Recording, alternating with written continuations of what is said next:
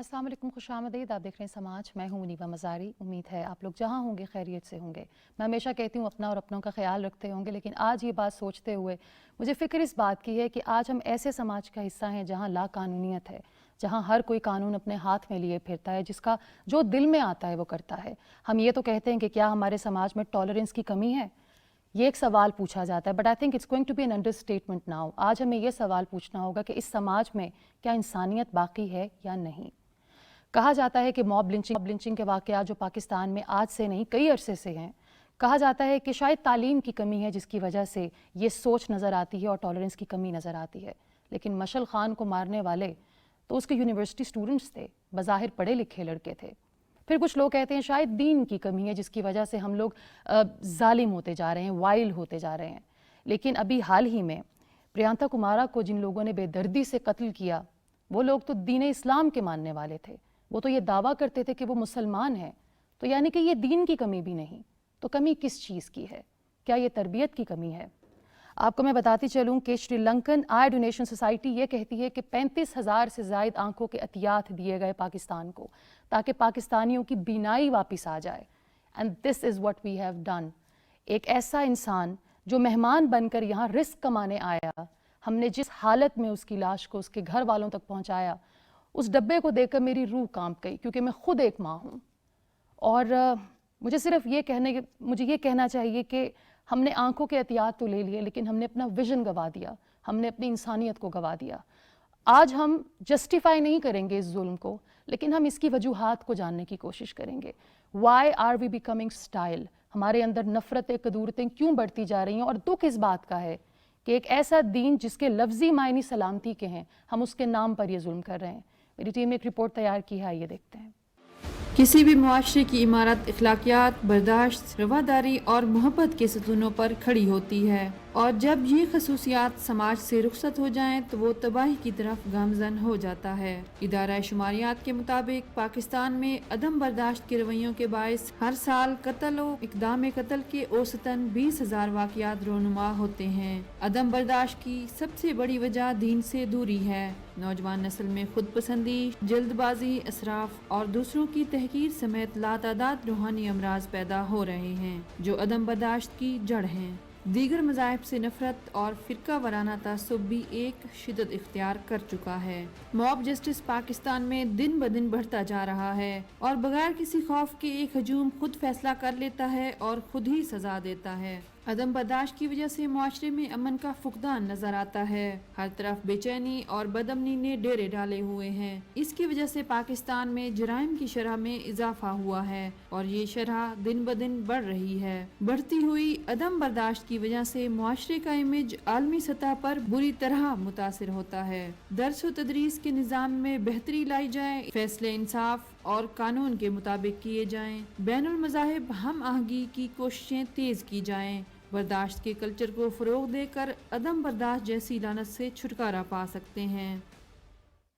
कहा जाता है कि जब भी पाकिस्तान के अंदर कोई भी इस तरह के बुरे हालात वाक़यात सामने आते हैं तो एक ग्रुप उठकर ये कहता है no no no no, this is not Pakistan.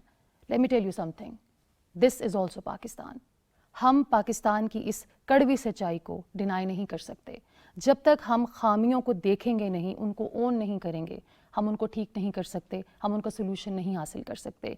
ये भी पाकिस्तान का एक भयानक चेहरा है जिसको बदलने की ज़रूरत है। इसको हम फ़ोटोशॉप नहीं कर सकते, क्योंकि जिस इमेज को हम संवारने के लिए दिन रात कोशिश कर रहे हैं, एक मॉब चंद मिनटों के अंदर पूरी दुनिया में ना सिर्फ दीन का नाम ख़राब कर रहा है बल्कि पाकिस्तान का नाम भी ख़राब कर रहा है। मेरे ज़बरदस्त पैनलिस्ट साथ मौजूद हैं, उनसे मैं इंट्रोडक्शन कराती चलती हूँ। मेरे साथ मौजूद हैं प्रोफेसर डॉक्टर मासूम यासीन ज़ई साहब, आप एजुकेशनिस्ट भी हैं, your scholar and director of Islamic university. उनके साथ मौजूद हैं माहिर नफ्सियात doctor Sadia Yasir, and last but not least we have Sarfaraz Rauf with us, जो कि लीगल एक्सपर्ट हैं। डॉक्टर साहब, आपसे गुफ्तगू का आगाज़ करेंगे। हम सब के अंदर कहीं ना कहीं दबा हुआ गुस्सा, होपलेसनेस और लहजों में कड़वाहट महसूस हो रही है सबको। मुझे ये बताइए कि एक शख्स जो अच्छा इंसान नहीं, जो दूसरों के साथ मोहब्बत, शफकत और नरमी से पेश नहीं आ रहा, क्या वो अच्छा मुसलमान हो सकता है? बिस्मिल्लाहिर्रहमानिर्रहीम। Thank you very much Mazari साहिबा। मैं ये कहूँगा ये मुमकिन ही नहीं है کہ آپ ایک اچھے مسلمان نہ ہوں اور اچھے انسان، یعنی جب آپ اگر آپ اچھے انسان نہیں ہیں تو آپ اچھے مسلمان نہیں ہو سکتے۔ آپ کا دین آپ سے تقاضا کرتا ہے، وہ تقاضا کچھ حقوق کے اوپر بیس کرتا ہے، وہ معاشرے کے آپ کے اوپر حقوق ہیں، جس طرح آپ کے معاشرے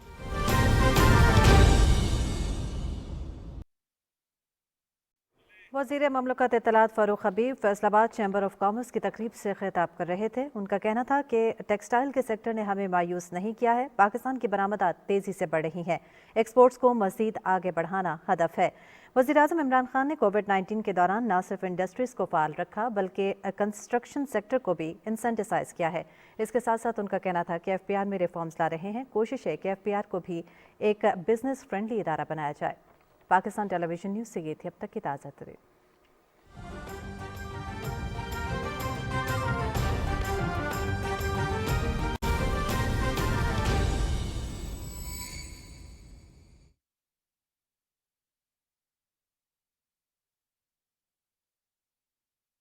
چھوڑا ہے، انہوں نے کیسے اخلاق ہمارے لیے چھوڑے ہیں، کیا وہ ان کے اوپر چل کر کیا فرماتے ہیں رسول پاک صلی اللہ علیہ وسلم کہ میں 2 باتیں آپ لوگوں میں چھوڑ رہا ہوں، اگر ان دونوں کو مضبوطی سے پکڑ لوگے تو کبھی گمراہ نہ ہوگے۔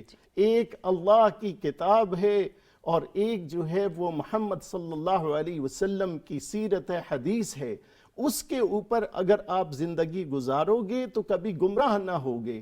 یہ جو حرکتیں ہمیں معاشرے کے اندر نظر آ رہی ہیں، اس کا مطلب یہ ہے کہ ہم نے اس دین کو فالو نہیں کیا جو دین رسول اللہ صلی اللہ علیہ وسلم لائے۔ دیکھیں، قربان جاؤں اس کے اخلاق کے، کیسے اخلاق تھے، یعنی جس طرح سے جتنی رسپانسبلٹی وہ دین ہمارے اوپر ڈالتا ہے بحیثیت ایک مسلمان کے، اور کسی مذہب میں اتنی وہ نہیں ہے آپ کے اوپر، یعنی رسول پاک صلی اللہ علیہ وسلم کا اخلاق کیسے تھا غیر مسلموں کے لیے، کیسے رویہ تھا اس کے لیے۔ آپ پہ کچرا کوئی عورت پھینکتی ہے، مسلسل پھینکی جا رہی ہے، آپ برداشت کرتے ہو اس کو۔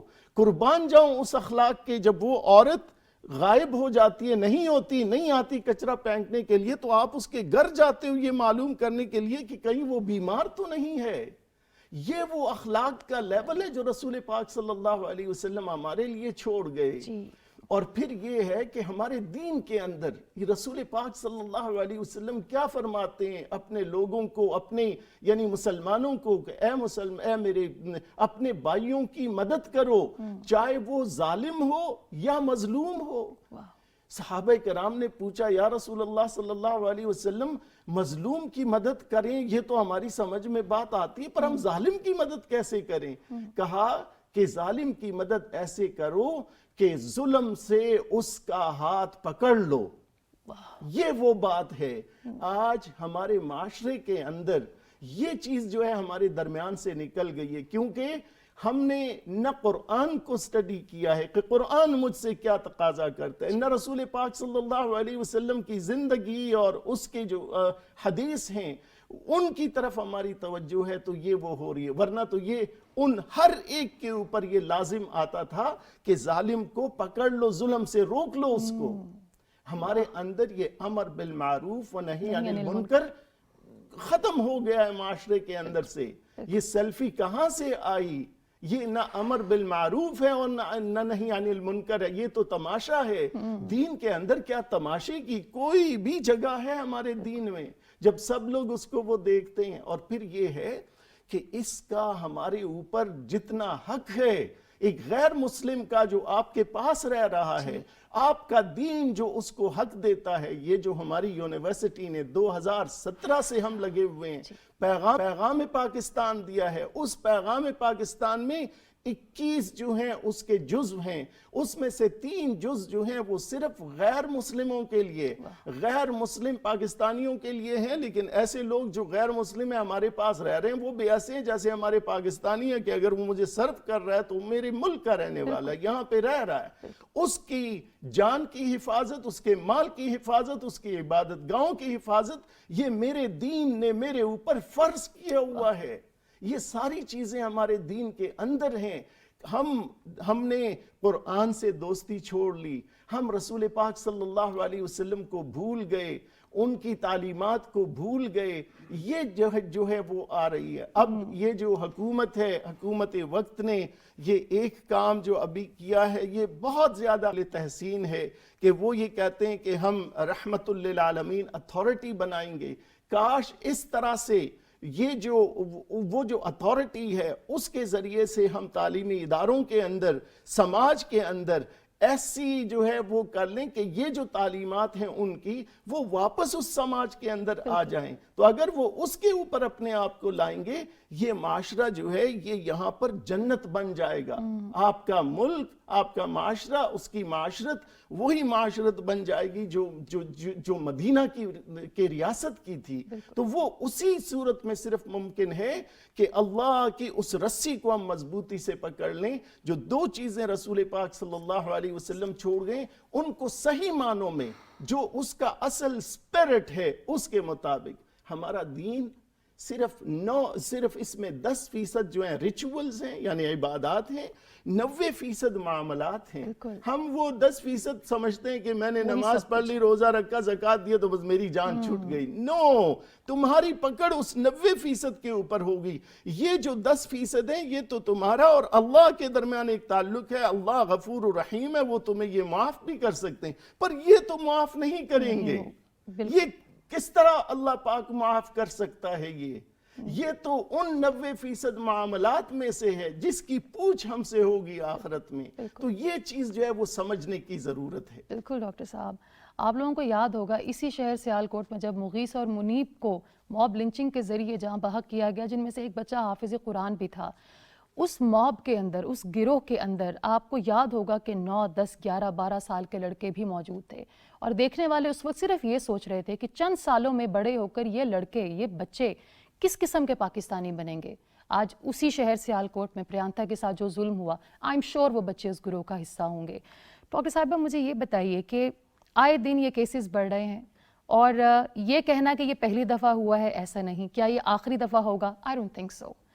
How can we control this mob mentality in Pakistan? Thank you Muniba بلانے کے لیے. سب سے پہلے تو میں آپ کو یہ بتاؤں کہ یہ جو موب منٹیلٹی ہے نا, یہ صرف پاکستان کا پرابلم نہیں ہے, یہ پوری دنیا میں بڑھ رہا ہے. جیسے ہم کہتے ہیں کہ یہ گلوبل ولیج ہے. سو اب اگر آپ ورلڈ ہیلتھ آرگنائزیشن کی رپورٹ پڑھیں تو اس کے اندر یہ ہے کہ کچھ ممالک خاص طور پہ یہ سب کانٹیننٹ میں اور اس کے علاوہ عراق, سیریا, ان سب میں موب لنچنگ اور یہ وائلنس, انٹالرنس, اس طرح کی چیزیں بڑھ رہی ہیں. اب بہت ساری چیزیں ہیں جو کہ اس کو فروغ دے سکتی ہیں, دے رہی ہیں. ماہر نفسیات کے طور پہ میں آپ کو یہ بتانا چاہتی ہوں کہ بہت سے عوامل ہیں جو اس میں رول پلے کرتے ہیں. جب بھی اگر آپ اس خاص انسیڈنٹ کی بات کریں تو اس میں اگر ہم سائیکلوجیکل اور سوشل سائنٹسٹ کا پرسپیکٹو لیں تو اس میں یہ بہت اہم سمجھنے کی ضرورت ہے کہ جب بھی کوئی ایسی سچویشن آ جاتی ہے جو کہ نارمل سے ہٹ کے ہوتی ہے, سو اس میں لوگوں کو سوچنے سمجھنے کا ٹائم نہیں ہوتا. ایک شخص نے جو کیا باقی سارے اس کو اسی طرح بھیڑ چال کی طرح فالو کرنا شروع کر دیتے ہیں. اب یہاں پہ جیسے بھی وہ شروع ہوا ایونٹ, جو بھی ہوا, اس کو لوگوں نے بغیر سوچے سمجھے اس کو اسی طرح سے ساتھ دینا شروع کر دیا. کسی نے کچھ نعرہ لگایا ہوگا, کسی نے کچھ. اچھا, اس کے بعد یہ ہوتا ہے کہ آپ, کیونکہ ڈیفیوزڈ آئیڈینٹی ہوتی ہے موب میں, آپ کی پہچان کرنا بہت مشکل ہوتا ہے کہ کون ہے, کس نے کیا کیا. سو اس میں پھر کئی دفعہ ایسے ہوتا ہے کہ جو لوگ ویسے فرسٹریٹڈ ہوتے ہیں, کوئی بھی وجوہات ہو سکتی ہیں, کسی نے کوئی بھی سٹانس لے لیا اور اس پہ اس نے وہاں پہ جا کے اپنی فرسٹریشن, اپنا سٹریس, اپنا غصہ نکالا تاکہ اس کا مقصد حل ہو جائے. وہ کوئی بھی ہو سکتا ہے. اس سارے موب میں ایک مقصد شاید کسی کا نہیں ہوگا. بہت سے لوگ تو سڑک پہ آ کے مل گئے, بہت سے اندر فیکٹری سے آئے ہوں گے. سو اس لیے یہ کہنا بڑا بے بنیاد سا ہوگا کہ صرف ایک وجہ ہوگی. سو اس کو سمجھنے کی بہت ضرورت ہے کہ جب بھی کوئی کراؤڈ ایسا اکٹھا ہوتا ہے تو اس کو کنٹرول کرنا بہت مشکل ہو جاتا ہے, کیونکہ آئیڈینٹی نہیں ہوتی, انونیمٹی ہوتی ہے. اور دوسرا یہ ہوتا ہے کہ جب بھی رسپانسبلٹی کی بات آتی ہے تو اگر ایک ہی خاص شخص کو پتہ ہو کہ میں رسپانسبل ہوں گا یا میری پکڑ ہوگی تو وہ شاید سوچ سمجھ کے کچھ کرے. ایسے کیس میں یہ ہوتا ہے کہ پلورسٹک ایک ٹرم یوز ہوتی ہے, اس میں پلورسٹک سوسائٹی, اور اس کا کانسیپٹ یہ ہے کہ آپ جب بھی کوئی کام کر رہے ہیں آپ کو اندر سے لگ رہا ہے وہ غلط ہے, لیکن کیونکہ بہت سارے لوگ کر رہے ہیں تو آپ ان میں شامل ہو جاتے ہیں. سو آپ جانتے بوجھتے بھی کئی دفعہ یہ غلط قدم اٹھا لیتے ہیں. اور اس میں بھی یہ ہوتا ہے کہ اگر کسی کو تشدد ہو رہا ہے, کوئی تنگ ہو رہا ہے, کسی وجہ سے لوگ گروپ اس کو تنگ کر رہا ہے, تو وہاں پہ پھر بچانے کے لیے 6 لوگ تنگ کر رہے ہیں, 6 لوگ جو ساتھ کھڑے ہیں جو بائی اسٹینڈرڈز ہیں وہ یہ سوچتے ہیں کہ یہ کوئی اور آ کے بچا لے گا, تو رسپانسبلٹی لینے کو تیار نہیں ہوتے. اور ڈاکٹر صاحبہ یہ چیز دیکھ کر بہت دکھ بھی ہوا. ایک جناب تھے جنہوں نے بچانے کی کوشش کی, جن کو لوگ اپریشیٹ کر رہے ہیں, سراہ رہے ہیں, جو کہ اسٹیٹ لیول پر بھی سراہا جا رہا ہے, بہت اچھی بات ہے. لیکن یہ لمحہ فکریہ بھی ہے کہ اتنے لوگوں کے ہجوم میں صرف ایک شخص بچانے والا تھا, اور جو باقی تھے یا وہ تماشبین تھے جو کہ سیلفیز لے رہے تھے. مجھے تو حیرت ہے ایسے انسان کی غیر انسان ہونے پر کہ آپ کی یہ ہمت, یہ جرت کہاں سے آتی ہے کہ آپ کسی انسان کے ساتھ تشدد ہوتا دیکھیں کہ بجائے اس کے آپ اس کو روکیں, آپ اس کے ساتھ تصویریں کھینچ رہے ہیں. یا وہ لوگ تھے جو تشدد کر رہے تھے. سرفراز بھائی, ایک لا قانونیت کی کیفیت ہے. لگتا ایسے ہے کہ سڑکوں پر پاکستان کے کوئی قانون نہیں, یہاں ہر شخص جج ہے, ہر شخص وکیل ہے, لوگ بتائیں گے, سزا اور جزا کے فیصلے لوگ کریں گے. یہ اتنا کانفیڈنس اور یہ فیئر لیسنس کہ یہ ڈر خوف بالکل ختم ہو گیا, یہ کب ہوا اور کیسے ہوا؟ دیکھیے منیبہ, اس میں بہت سارے ایلیمنٹس انوالو ہوتے ہیں. لا قانونیت بالکل ہے, لیکن آپ نے شروع میں کہا تھا کہ مارنے والے تو مسلمان تھے. اگر ہم اسی اسپیسیفک انسیڈنٹ کی بات کریں, ماضی میں دیکھیں مارنے والے جامعات کے پڑھنے والے تھے, یونیورسٹیز میں پڑھنے والے تھے. اب ایسا بھی نہیں تھا کہ ان کے پاس تعلیم کی کمی تھی. عوامل کیا ہیں بنیادی عوامل؟ میں یہ سمجھتا ہوں کہ ہمارے معاشرے میں بہت زیادہ فرسٹریشن پھیلتی جا رہی ہے, لوگ انتشار کا شکار ہیں. اور وہ عوامل یہ ہیں کہ اگر آپ دیکھیں ہم ہر وقت ایک حالت جنگ کسی کیفیت میں ہیں. آپ کشمیر ایشو کو دیکھ لیں, آپ افغان وار کو دیکھ لیں, 1979 کے بعد جو افغان بارڈر کی صورتحال ہے, اس وجہ سے شاید ہی کوئی گلی محلہ علاقہ ایسا بچا ہو جہاں پہ دہشت گردی کے واقعات نہ رونما ہوئے ہوں. اچھا, یہ ایک فرسٹریشن پیدا کرنے کا سب سے بڑا ریزن ہوتا ہے کہ آپ ایک ایسے معاشرے یا سوسائٹی میں رہ رہے ہوں جہاں پہ آپ کو ہر وقت یہ ڈر لگا رہے, یہ کھٹکا لگا رہے کہ نہ جانے ابھی کیا ہو جائے گا. اچھا, اسی طریقے سے جو ہمارا ہر بار ہوتا ہے بدقسمتی سے ایک بجٹ خسارہ ہوتا ہے, فائنینشیل ایشوز ہوتے ہیں کہ ہماری آمدن جو ہے وہ کم ہے اور ہمارا خسارہ اخراجات زیادہ ہوتے ہیں. اگر 10 روپے آمدن ہے تو 20 روپے اخراجات ہوتے ہیں. اچھا, اس سے پورے کا پورا معاشرہ افیکٹ ہوتا ہے. لیکن جو نچلا طبقہ ہے وہ بالکل ایک چھوٹی سی سوچ کے تابع چلا جاتا ہے. وہ سوچ یہ ہوتی ہے کہ میں آج کا دن کیسے گزاروں, میں یہ ہفتہ کیسے گزاروں, میں یہ مہینہ کیسے گزاروں. یہ سارے عوامل جب ملتے ہیں جس میں فائنینشیل ایشوز ہوتے ہیں, اس میں بدقسمتی سے جو ہمارے ہاں مذہبی جماعتیں ہیں اس پلیٹ فارم سے بھی ہمیں نفرت اور اختلاف پر مبنی باتیں سکھائی جاتی ہیں. اور بہت زیادہ یہ شرمندگی کی اور دکھ والی بات ہے جو موجودہ واقعہ ہوا. ہمارے نبی اقدس صلی اللہ علیہ وسلم کو بیسکلی ایک بنیاد جو ہے وہ یہ ہے کہ اللہ تعالیٰ نے آپ کو رحمت للعالمین بنا کر بھیجا. وہ پورے عالم کے لیے, پورے جہان کے لیے رحمت ہیں. اور ان کے نام پر آپ اپنے چھوٹے چھوٹے ٹارگٹس اچیو کرنے کے لیے, جان چھڑوانے کے لیے کسی سے یہ آڑ لے کے اس طریقے سے کریں, بہت دکھ کی بات ہے. لا قانونیت میں یہ سارے عوامل شامل ہیں. یہ کسی ایک چھوٹی سی بات یا کسی ایک صرف معاشرے کے ایک پہلو پر مبنی یہ رویے نہیں ہوتے. یہ رویے پنپتے ہیں بہت سارے عوامل کے ساتھ, بڑھتے بڑھتے بڑھتے یہ ایک لاوے کی صورت اختیار کر جاتے ہیں. سرفراز بھائی, آپ کو نہیں لگتا کہ کیونکہ ہمارے ہاں پہلے ماضی میں جنہوں نے مغیث منیب کے ساتھ ظلم کیا, جنہوں نے مشعل خان کے ساتھ ظلم کیا, میں ہمیشہ ایک بات کہتی ہوں کہ ہیش ٹیگ کے آگے نام, شہر, وکٹمز بدل جاتے ہیں, ظلم وہیں کا وہیں رہتا ہے. Do you think our legal system has failed us? کیونکہ اگر ہم نے سخت کڑی سزائیں دی ہوتی, ان سزاؤں کو گلوریفائی کیا جاتا بجائے اس کے کہ آپ اس ظالم کو گلوریفائی کر رہے ہیں میڈیا پر, تو شاید ایک ڈر, ایک خوف, ایک ہیبت ہوتی ہمارے لوگوں میں جو آج نظر نہیں آ رہی. اچھا دیکھیں, جہاں پر بات ہوتی ہے ایک موب کی, آپ نے صحیح کہا, لیکن اس میں یہ چیز, یہ پہلو سمجھنا بہت ضروری ہے کہ ہر کسی کو ڈفرینٹ رول ایٹریبیوٹ کیا جاتا ہے انویسٹیگیشن کے بعد. جی. اگر ایک مجمع میں 100 بندے ہیں تو یقین جانیے ان 100 میں سے 20 یا 25 بے گناہ بھی ہوں گے یا ان کا جرم خاصا کم ہوگا. ایسا نہیں ہوگا کہ ان 100 کے 100 نے ہی ایکولی ایک ہی فوٹنگ کے اوپر وہ جرم کیا ہو. اچھا، اب جو ایک لا کا ایک لیگل ڈیو کورس ہوتا ہے اس کو اڈاپٹ کرنا بہت ضروری ہے، کیونکہ آپ اس پہلو کو بھی ہمیں نظر میں رکھنا ہوگا کہ اگر آپ نے گناہ گار کو سزا دینی ہے تو آپ نے بے گناہ لوگوں کو اس میں سے بہت ایک سرجیکل طریقے سے باہر بھی نکالنا ہے، ان کو چھانٹ کر نکالنا ہے. اور سزائیں جو ہیں وہ اپنی جگہ پر قائم ہوتی ہیں، قوانین اپنی جگہ پر قائم ہیں، لیکن میں بات پھر وہی کروں گا کہ اس میں لاقانونیت والا ایلیمنٹ بہت سارے عوامل پر مبنی ہوتا ہے. تو بنیادی طور پہ پورے معاشرے کو اس میں رول ادا کرنا ہوگا.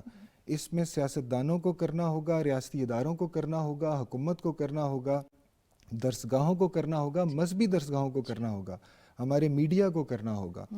جب تک یہ سارے اپنی اپنی جگہ پہ ہنگامی طور پہ ایک رول ادا نہیں کریں گے، ایک اویئرنیس نہیں پھیلائی جائے گی، تو یقین جانیے کہ پھر تو کیا یونیورسٹیز، کیا مساجد، کیا ہمارے جو ہے وہ پبلک پلیسز کچھ بھی محفوظ نہیں ہے. ہماری عدالتیں محفوظ نہیں ہیں، وہاں پہ اس قسم کے واقعات ہو جاتے ہیں کہ لوگ قانون کو بالکل اپنے ہاتھوں میں لے لیتے ہیں. اس کی صرف یہ وجہ نہیں ہوتی کہ ان کو انصاف نہ ملنے کا خطرہ ہوتا ہے، یہ ہوتا ہے، ایسا بالکل ہوتا ہے، میں اسے ڈینائی نہیں کر رہا، لیکن میں صرف یہ گزارش کرتا ہوں کہ اس کی جو وجوہات ہیں بہت سارے عوامل پر مبنی ہوتی ہیں اور پوری سوسائٹی کو بیسکلی اس میں بہتر کرنا ہوتا ہے. ڈاکٹر صاحب کیسے بچائیں؟ اب تو the damage is done. اور میں ہمیشہ کہتی ہوں کہ کاش ہم یہ بات فخر سے کہتے کہ یہ آخری واقعہ تھا، اس کے بعد ایسا نہیں ہوگا، لیکن ہم سب جانتے ہیں کہ شاید اس طرح کے واقعات ہوتے رہیں. وہ کیا عوامل ہیں جن کے ذریعے ہم ان چیزوں کو کنٹرول کر سکتے ہیں، اپنی آنے والی نسلوں کو، اپنے آپ کو، اپنی زندگیوں کو ہم محفوظ رکھ سکتے ہیں؟ یہ بات میں یہ ضرور کہوں گا کہ دیکھو، بحیثیت مسلمان مایوس مت ہونا. ہم نے بہت بڑی غلطی کی، معاشرے نے جو بھی اس طرح کی حرکت کرتا ہے، اللہ کا قرآن یہ کہتا ہے کہ وہ گمراہی ہے، تو گمراہی کو ہم کبھی سپورٹ نہیں کر سکتے. لیکن یہ چیز ضرور ہے کہ مسلمان مایوس نہیں ہوتا، مسلمان راہ تلاش کرتا ہے. سب سے پہلے تو میں یہ کہوں گا کہ معاشرے سے آئیں، فرسٹریشن کو دور کریں. ہم سب کی یہ ذمہ داری بنتی ہے. سب سے پہلے اس میں پولیٹیشنز بھی آ جاتے ہیں، مذہبی جو سکولرز ہیں وہ بھی آ جاتے ہیں، حکومت وقت بھی آ جاتی ہے. جو طریقہ جو استعمال کر سکتا ہے، جیسے حکومت کے ہاتھ میں ہے، کچھ بھی کر لیں، کیسے بھی ہو، کوشش یہ کر لیں کہ ان کی جو معاشی وہ ہے فرسٹریشن ہے اس کو کم سے کم کیا جائے. مذہبی اسکالرز کا یہ کام ہے، اور ہماری جیسی یونیورسٹیاں جیسے انٹرنیشنل اسلامک یونیورسٹی ہے، یہ دنیا میں صرف 5 یونیورسٹیاں، ان کو ایک گول دیا گیا ہے. اس گول میں سماج کے اندر رہ کر اس نے یہ کام کرنا ہے. ہمارے اوپر یہ بہت بڑی ذمہ داری عائد ہوتی ہے کہ ہم مسلکی ہم آہنگی کو فروغ دیں. ہم نے اپنی یونیورسٹی کو اس کے لیے ماڈل بنا دیا. چاہے وہ جس بھی مسلک سے تعلق رکھتا ہے، کلاس میں آ کر وہ لیکچر کرتا ہے، کلاس میں فقہ کے معاملات میں اختلاف رائے ہوتا ہے لیکن مخالفت نہیں کرتے، وہ بات وہیں اسکالرلی سرکل میں ختم ہو جاتی ہے. یہی مثال ہم نے لے جانی ہے اور سماج کے اندر کرنی ہے کہ وہ جو 3 سے 5% جو فقہی معاملات میں اختلافات ہیں، ان اختلافات کو جو اسکالرز کی سرکل تک محدود رہنے دو، اور اس میں کوئی وہ نہیں ہے، تم لوگ سب ایک اللہ کے ماننے والے ہو، ایک قرآن ہے تمہارا، ایک کلمہ ہے، ایک نبی ہے تمہارا، ایک دین ہے. ان چھوٹی اختلافات کو اس کی وجہ مخالفت کی وجہ مت بناؤ، آپس میں محبت کے ساتھ رہو. اس محبت اور اس میں ہماری یونیورسٹی بہت بڑا کردار ادا کرتی ہے، لیکن ہم اکیلے ہیں. ہم کر تو رہے ہیں سارا کچھ، وہ کر رہے ہیں. ہم آہنگی کے اوپر میں نے ایک کتاب جو ہے وہ بالکل مرتب کی ہے، جو مذہبی اسکالرز ہیں ان کو لاتا ہوں، 3 دن تک یہاں پہ رکھتا ہوں، تمام مکاتب فکر کے، ان سے یہی بات جو ہے ہماری ہوتی ہے. پھر دوسری بات یہ ہے کہ سب سے بڑی جو بات ہے وہ یہ والی جو تھی، پہلے اگر آپ یہ دیکھ لیں، اسکولوں کے اندر تربیت ہوتی تھی. ہم نے اس میں پیرنٹس کا بھی قصور ہے. پیرنٹس آتے ہیں، جب پیرنٹ ٹیچر میٹنگ ہوتی ہے، میرا بچہ ریاضی میں کیسے ہے، میرا بچے نے سائنس میں کم نمبر لیے، میرا بچہ انگریزی میں کیسے ہے. کوئی یہ نہیں کہتا کہ اے استاد تو نے میرے بچے کی تربیت کس طرح کی یا میں نے اس میں کون سا کردار ادا کیا آپ کے ساتھ، وہ سب بھول گئے ہیں۔ میں سمجھتا ہوں کہ یہ جو اتھارٹی ہے، اس اتھارٹی کو اسرٹ کرنا چاہیے۔ یہ جو تربیت والا ہے، یہ رسول پاک کی جو سیرت ہے، ان کے جو اخلاق ہیں، یعنی ان اخلاق کی جن اخلاق کی اللہ پاک جو ہے وہ معترف ہے۔ قرآن میں کیا فرماتا ہے کہ اے نبی جی یہ تیرے اخلاق ہیں، یہ تیرے اخلاق ہیں کہ عرب جیسے سخت مزاج سخت دل لوگ تیری طرف کھینچے چلے آتے ہیں، یہ تیرے اخلاق ہیں۔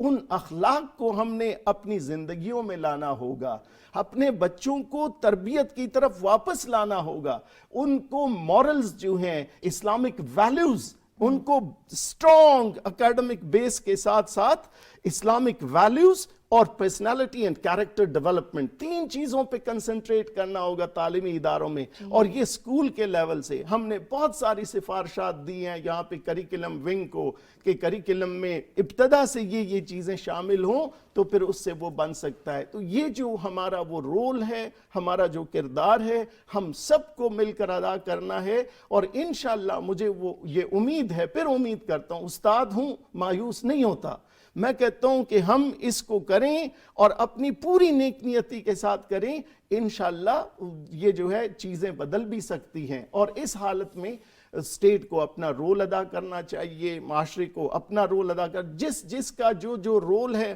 وہ اپنی جگہ پہ ادا کر لے تو انشاءاللہ مسائل جو ہیں وہ حل ہونا شروع ہو جائیں گے۔ ڈاکٹر صاحب نے جس طرح بات کی کہ مایوس ہم نہیں ہو سکتے، لیکن ہمیں تربیت پر بھی غور کرنا ہوگا۔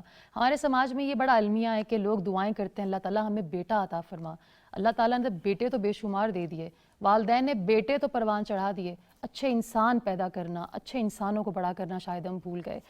ڈاکٹر صاحب، ایگریشن اوور نائٹ نہیں آتا آپ کی پرسنالٹی میں، یہ ایک ایسا ٹریٹ ہے جو بہت سلولی اینڈ اسٹیڈیلی آپ کے اندر گرو کرتا ہے۔ جو ایگریشن، جو غصہ اور جنگلی پن، وائلڈنس ہمیں نظر آ رہی ہے، it didn't happen overnight. اس کے کیا ریڈ فلیگز ہیں جو بچپن سے ہی ہم اپنے بچوں میں دیکھیں کہ ہمارا بچہ ایگریسو ہوتا جا رہا ہے؟ وہ ریڈ فلیگز کیا ہیں اور کیا چیزیں ہیں جو آپ کے اندر ایگریشن کو بڑھاتی ہیں؟ بہت اچھا آپ نے سوال کیا اور بڑا ریلیونٹ ہے، کیونکہ پیرنٹس جو ہیں نا ان کا بہت زیادہ رول ہے۔ وہ جیسے کہتے ہیں نا، پہلے جو درسگاہ ہے وہ ماں کی گود ہوتی ہے، تو ایسے ہی ہے جب بچہ شروع کے 3 سال بچے کے بڑے امپورٹنٹ اور اہم ہوتے ہیں۔ اس میں ہر بچے کی اپنی ایک ٹیمپرامنٹ یا نیچر آپ سمجھ لیں کچھ تھوڑی سی ہوتی ہے۔ کچھ بچے شروع سے ڈوسائل ہوتے ہیں، خاموش ہوتے ہیں، کچھ زیادہ روئیں گے، کچھ کلنگی ہوں گے۔ مختلف بچے مختلف طرح ریئیکٹ کرتے ہیں۔ اب جس طرح کا انہیں آگے سے رسپانس ملتا ہے وہ پھر چیزیں بڑھتی جاتی ہیں۔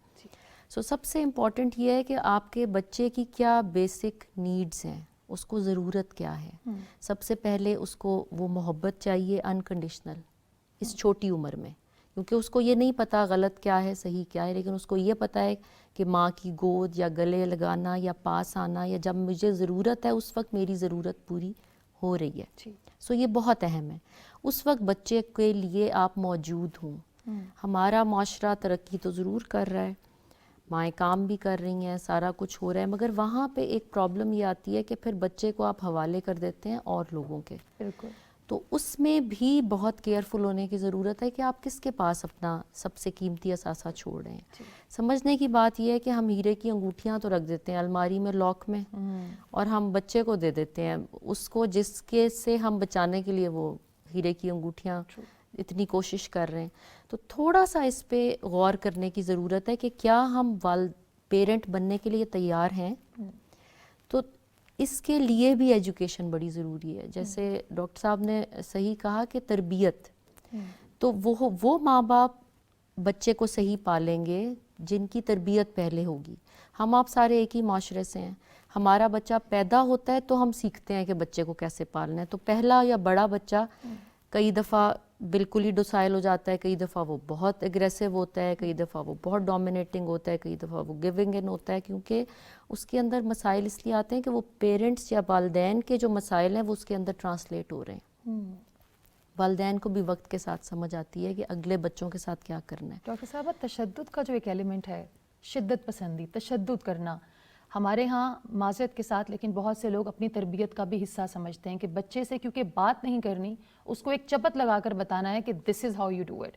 تو آپ کو نہیں لگتا کہ تشدد بچے ہوتا آتا ہے اور چلتے چلتے یہ ایک ایسا وشس سائیکل ہے کہ اس بچے کے قریب اگر ایک جانور ہے جو کہ اس کے آگے پاور لیس ہے، وہ اس پر اپنا ایگریشن نکالے گا. پھر یہ بچہ جب بڑا ہوتا ہے تو اپنے سے کمتر پر غصہ نکالتا ہے.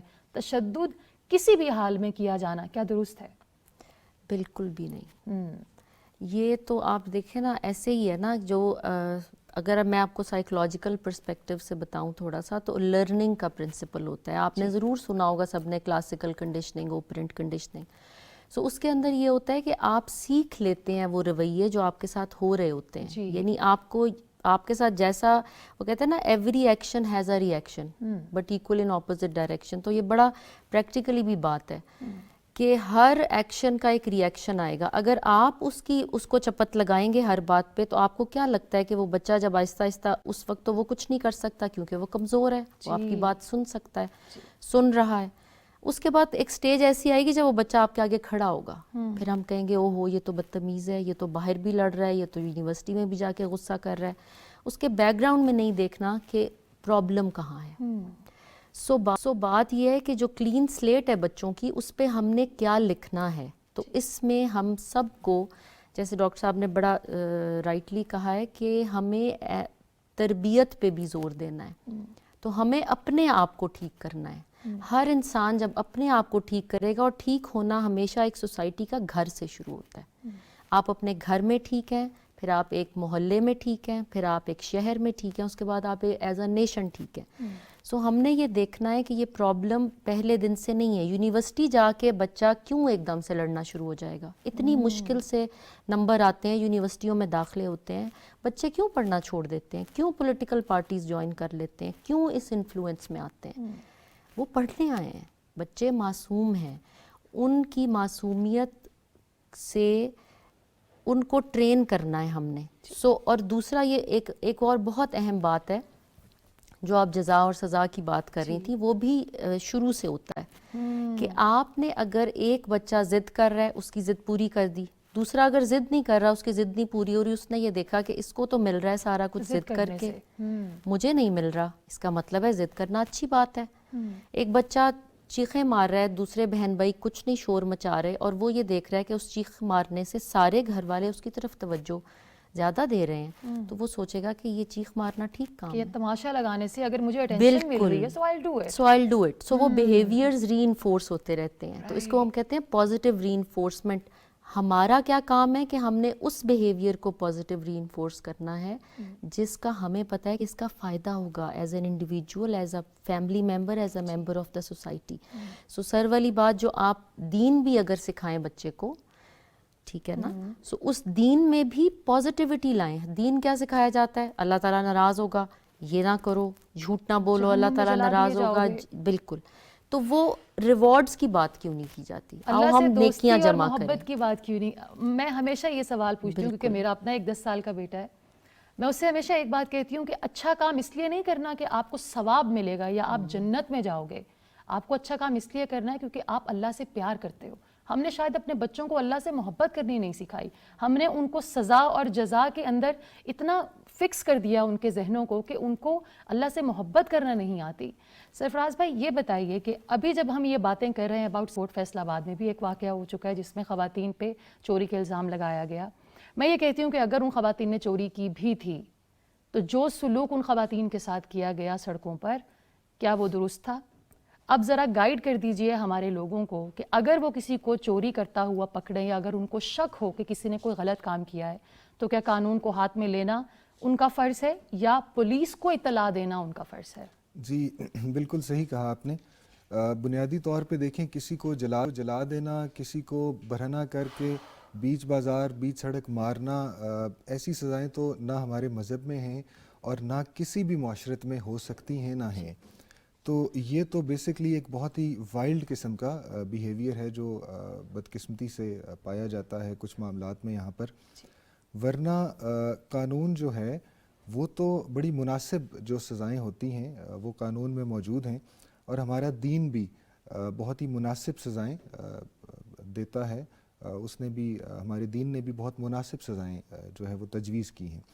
اب بات یہ ہے کہ سر راہ کسی کو پکڑ لینا اور یہ تصور کر لینا کہ آپ بہت ہی بڑے پرہیزگار ہیں، آپ بہت بڑی مذہبی شخصیت ہیں، اپنے آپ کو ایک جھوٹا لبادہ اپنے اوپر اوڑھ لینا، ایک جھوٹی تسلی دے دینا اور جزا اور سزا کا فیصلہ سڑکوں پر کر لینا، یہ بالکل غیر اخلاقی ہے، یہ نہیں ہونا چاہیے۔ اس سے معاشرے برباد ہو جاتے ہیں، اس سے پوری دنیا میں پاکستان کا امیج خراب ہوتا ہے، اور ان چیزوں کو پوری ریاست کو روکنا ہے، تمام اداروں کو روکنا ہے، لوگوں کو یہ ترویج دینی ہے کہ یہ مناسب بات نہیں ہے۔ دیکھیں ادارے بن جاتے ہیں، اب بات یہ ہے 15 پہ آپ کال کریں، رسپونڈ تو وہ کر دیتے ہیں نا، چلے مانا 5 منٹ بعد نہیں کریں گے، 20 منٹ بعد کر دیں گے، آ تو جائیں گے نا، آپ کی سنوائی تو کسی نہ کسی فورم پہ ہو رہی ہے نا، ایک سسٹم تو آپ کے پاس موجود ہے۔ تو آپ کیوں ایسا کرتے ہیں کہ سڑکوں کے اوپر کھڑے ہو کے آپ خود ہی، جیسے آپ نے پہلے فرمایا کہ لوگ جج بن جاتے ہیں، لوگ مذہبی اسکالر بن جاتے ہیں، لوگ رپورٹر بن جاتے ہیں، لوگ رپورٹر بن جاتے سیلفیز ہیں، کھینچتے ہیں، لوگ ویڈیوز اپلوڈ کرتے ہیں، لوگ لائیو سیشن کرتے ہیں فیس بک پر۔ بالکل ایسا مجھے یہ بات سمجھ میں نہیں آتی۔ یہ بات یاد رکھیے گا کہ آج اگر آپ کسی کا تماشا لگا رہے ہیں، what goes around comes around، کل کو اس جگہ پر آپ بھی ہو سکتے ہیں۔ مجھے یہ بتائیے کہ کیا ہمیں مزید قانون کو سخت کرنا ہوگا، کیونکہ فیصل آباد میں بھی واقعہ ہو گیا، سیالکوٹ میں بھی ہو گیا، اور آئے دن یہ خبریں سامنے آتی ہیں۔ ظاہر جعفر کو ابھی تک سزا نہیں ہوئی، آئی ایم شیور بہت سے لوگ یہ بات جاننا چاہتے ہیں۔ جس ظالم نے یہ قبول کیا کہ میں نے جرم کیا ہے، وہ آج بھی زندہ ہے، اس کو آج بھی سزا نہیں ہوئی۔ تو بھائی قانون کے فلاز کیا ہیں اور یہ کب ٹھیک ہوں گے؟ دیکھیں میں نے جیسے پہلے عرض کی کہ ایک ڈیو کورس جو ہے نا وہ قانون کو اڈاپٹ کرنا ہوتا ہے۔ آپ نے جیسے ظاہر جعفر کی بات کی، اس میں بہت سارے پہلو دیکھنے ہوتے ہیں، یہ تھوڑا سا اس قسم کے سینسٹیو معاملات ہوتے ہیں، لیکن بہرحال یہ بھی دیکھنا ہوتا ہے، میں خدا نخواستہ اس کو بالکل جسٹیفائی نہیں کر رہا، وہ درندہ صرف ایک انسان ہے، کہ کیا اس کی دماغی حالت کیسی تھی، اس کے ماں باپ انوالوڈ ہیں، گھر کے ملازمین انوالوڈ ہیں، بہت ساری اور چیزیں اس میں انٹر لنک کرتی ہیں۔ تو قانون کو ایک ڈیو کورس اڈاپٹ کرنا ہے۔ ہاں اگر اس کو اس میں بری کر دیا جائے تو یہ بہت بڑا المیہ ہوگا، اور ایسا نہیں ہونا چاہیے۔ دوسری بات یہ ہے کہ میں نے جیسے فرسٹریشن کی بات آپ سے شروع میں بھی ہم ابھی یہ ڈسکس کر رہے تھے کہ ہر بندہ فرسٹریٹڈ ہے۔ دیکھیں آپ اپنے ہاتھ میں خالی گلاس پکڑ لیں، کپ لے لیں، وہ بالکل ہلکا پھلکا ہوگا، لیکن اگر آپ اس کو گھنٹہ بھر پکڑے رکھیں، 2 گھنٹے پکڑیں، تو وہ اتنا بھاری ہو جائے گا کہ ہم اسے اٹھا ہی نہیں سکیں گے۔ ہمارے بدقسمتی سے ہمارے دماغوں کی بھی حالت کچھ ہمارے معاشرے میں ایسی ہوتی جا رہی ہے، فرسٹریشن، انتشار اتنا بڑھتا جا رہا ہے کہ جب بھی کسی چوراہے پر سر راہ ایسی چیز لوگ دیکھتے ہیں تو وہ اپنی فرسٹریشن نکالنے کی کوشش کرتے ہیں، وہ بہانہ ڈھونڈتے ہیں کہ ہم اس طرح کر کے اپنے اندر کا غصہ، ابلتا ہوا جو ایک لاوا ہے، ہم اس کو نکال دیں۔ تو یہ تو پورے معاشرے کو بیسکلی اس میں اقدامات کرنے پڑیں گے۔ سوشل میڈیا کا آپ ایشو دیکھ لیں، کوئی باقاعدہ ضابطہ اخلاق نہیں ہے، ہر بندہ اس پہ اسکالر بن بیٹھا، ہر بندہ قانون دان بن بیٹھا، ہر بندہ جو ہے وہ اس پہ ڈاکٹر بن بیٹھا، ہر بندہ اپنی رائے دینا شروع کر دیتا ہے۔ کس حد تک اس کو کاؤنٹر کیا جا سکتا ہے؟ آپ نے ابھی تھوڑی دیر پہلے بچوں کی بات کی، میں تو یہ سمجھتا ہوں آپ اپنی گیمز دیکھ لیں گھر میں، یہ بھی ایک بہت بڑا اس کا بھی امپیکٹ بچوں پہ پڑتا ہے کہ وہ ہر وقت پب جی اور اس قسم کی گیمز کھیلتے ہیں جو بیسکلی مار کٹائی، لوگوں کو مارنا، ان کی چیزوں پہ قبضہ کرنا، یہ بھی تو بچے کی نفسیات میں ایک بہت بڑی تبدیلی۔ بڑی اچھی سرفراز نے بات کی ہے، جو وائلنٹ گیمز ہیں جو کہ ہمارے it's has become the part of our lives, آپ کو لگتا ہے کہ یہ بھی ٹریگر کرتی ہیں ایگریشن کو آپ کی پرسنالٹی کے اندر؟ جی جی، جو چیز آپ دیکھتے ہیں وہ آپ ماڈل کی کوشش کرتے ہیں۔ وہاں پہ گیم میں یہ ہوتا ہے کہ آپ نے ایک کلک کیا، ایک بندہ مر گیا، ایک کلک کیا، آپ کا مقصد حل ہو گیا، تو آپ کو لگتا ہے کہ میری فنگر کے کلک سے سارا کچھ ہونا ہے، یعنی امیجیٹ ریئیکشن، امیجیٹ ایکشن ہونا ہے۔ سو اس وجہ سے ٹالرنس کم ہو جاتی ہے، برداشت کم ہو جاتا ہے، چھوٹی چھوٹی بات پہ ایک دم غصہ آ جائے گا، کچھ کہا، کچھ ڈیمانڈ کیا بچے نے، وہ پوری نہیں، اس کو لگتا ہے گیم کی طرح یہاں بھی ریئل ورلڈ بھی ایسا ہے، جلدی سے ہونا چاہیے۔ آپ دیکھیں اوور آل، آپ ارد گرد دیکھیں تو آپ ینگ بچوں میں آپ یہ چیز نوٹ کریں گی کہ ان میں وہ صبر، وہ انتظار، وہ چیزیں آہستہ آہستہ ختم ہو رہی ہیں۔ سو یہ وہی والی بات ہے کہ ہمیں سب کو مل کے، سارے سٹیک ہولڈرز کو مل کے اس پہ محنت کرنی پڑے گی، اور بہت گراس روٹ لیول سے چھوٹے بچوں پہ محنت کرنی پڑے گی۔ کریکولم ڈیزائن والی بات، ٹیچرز کی ٹریننگ، پیرنٹس کی ٹریننگ، اور ان لوگوں کو ظاہر ہے کچھ نہ کچھ لوگ ایسے ہیں جو غلط انٹینشنز رکھتے ہوں گے، ان کو آئیڈینٹیفائی کرنا، پہچاننا، پک کرنا اور ان کی اس وقت مدد کرنا.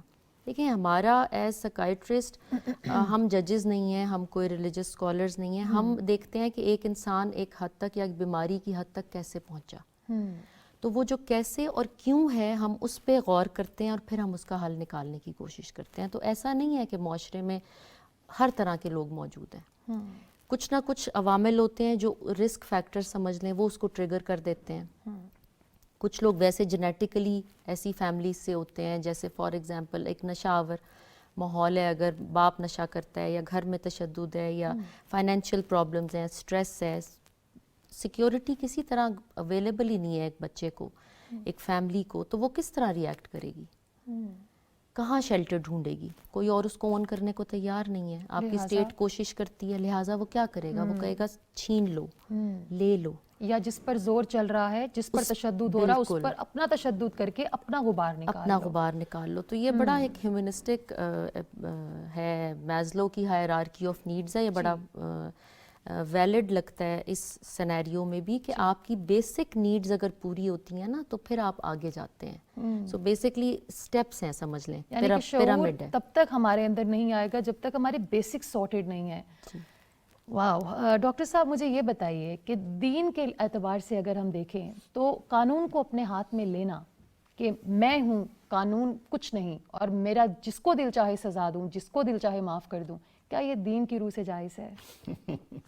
نہیں، ہمارا دین اس بات کی اجازت ہرگز نہیں دیتا. یہ دین آپ کے اوپر ایک بہت بڑی ذمہ داری ڈالتا ہے بحیثیت ایک مسلمان کے.